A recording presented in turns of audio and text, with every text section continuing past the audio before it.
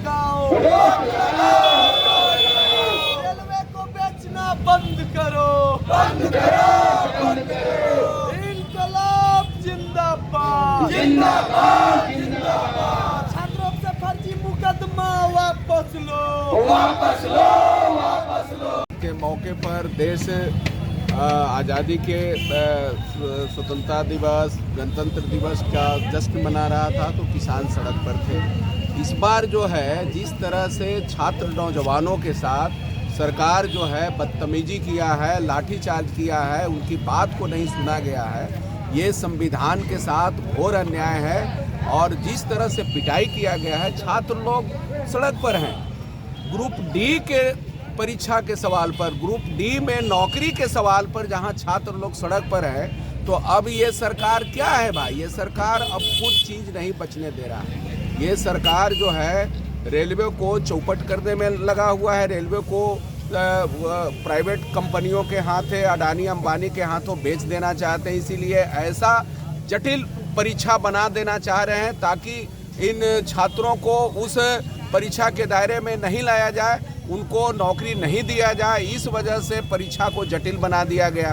पहले तो मोदी जी बोले थे कि परीक्षा को हम बहुत आसान बना देंगे, जब वो गद्दी पर आने के पहले वो बोले थे, लेकिन गद्दी पर आते ही ऐसे जटिल बनाते चले जा रहे हैं। और दूसरी तरफ ये कारपोरेट घरानों के लिए, ये अपने लोगों के लिए, अपने इनके जो चहेते लोग हैं उनके लिए IAS IPS की नौकरी, ये परीक्षा देने की कोई ज़रूरत नहीं है।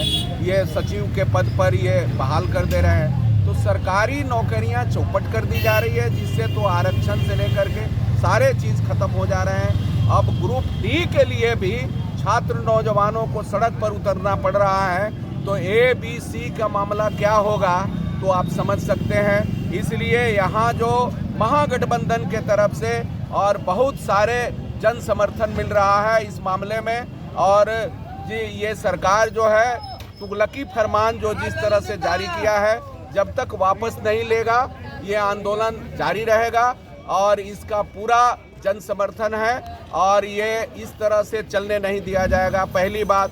दूसरा कि छात्रों लोग सड़क पर उतरे थे, इतना आक्रोशित थे छात्र लोग। छात्र के साथ जो सरकार का व्यवहार जो रहा वो व्यवहार ठीक नहीं है, ये तानाशाही व्यवहार है। छात्रों के साथ बात करनी चाहिए थी, उन पर लाठी चलाना, गोली चलाना, आंसू गैस चलाना कहीं से उचित नहीं था। छात्रों से बात करके मामला को हल कर सकते थे, लेकिन सरकार यहाँ नीतीश कुमार ये मोदी के रास्ते पर चल रहे हैं और ये हर चीज़ को दबा देना चाहते हैं, लाठी के बल पर, गोली के बल पर। ये चलने नहीं दिया जाएगा, ये ठीक नहीं है। इसलिए छात्रों के जो आंदोलन है उस आंदोलन के साथ हम लोग खड़े हैं। दूसरी चीज़ कि छात्रों को झूठे मुकदमा में फंसाया गया है। इतना ही नहीं, कोचिंग चलाने वाले खान सर से लेकर के कई टीचरों को, कई शिक्षकों को जो कोचिंग चलाते हैं, उन शिक्षकों को भी FIR में नाम दर्ज किया गया है, उन पर भी मुकदमा दर्ज किया गया है। ये जो चल रहा है ये बहुत ही खतरनाक है, देश के लिए बहुत खतरनाक है। और जान लीजिए यहाँ संविधान पर हमला है, लोकतंत्र पर हमला है।